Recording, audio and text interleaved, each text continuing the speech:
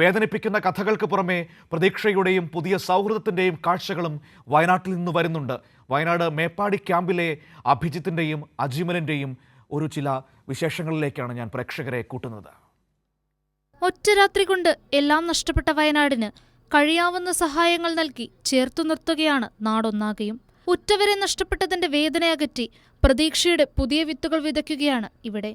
കോഴിക്കോട് വേങ്ങാലിയിൽ നിന്നും മേപ്പാടിയിലെ ദുരിതാശ്വാസ ക്യാമ്പിലേക്ക് സേവനത്തിനായി വന്ന അജ്മലും ചൂരൽമലയിലെ പുതിയ വില്ലേജ് സ്വദേശി അഭിജിത്തും കൂട്ടുകാരായതും ഇങ്ങനെയാണ്.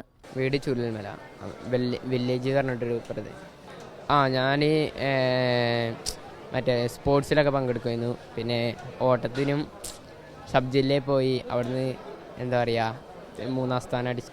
പക്ഷേ ഇത് കളിക്കുമ്പോഴും ഫ്രണ്ട്സിൻ്റെ ഓർമ്മയാണ്. അത് ഓരെ കൂട്ടിയിട്ട് മാത്രമേ ഞാൻ എന്ത് കളിക്കുകയാണ് ഞാൻ അവരെ കൂടുതലും വിളിച്ചിട്ടാണ് ഞാൻ കളിക്കുക. അപ്പോൾ ചിലവർ വിളിച്ചാൽ തന്നെ വരില്ല, എന്നാലും അവരെ നിർബന്ധിച്ച് ഞാൻ വിളിച്ച് കളിപ്പിക്കും. വെള്ളാർമല സ്കൂളിലെ 10ാം ക്ലാസ് വിദ്യാർത്ഥിയാണ് അഭിജിത്ത്. ദുരന്തം പെയ്ത് വീടും സ്കൂളും മുഴുവനായി കൊണ്ടുപോയി.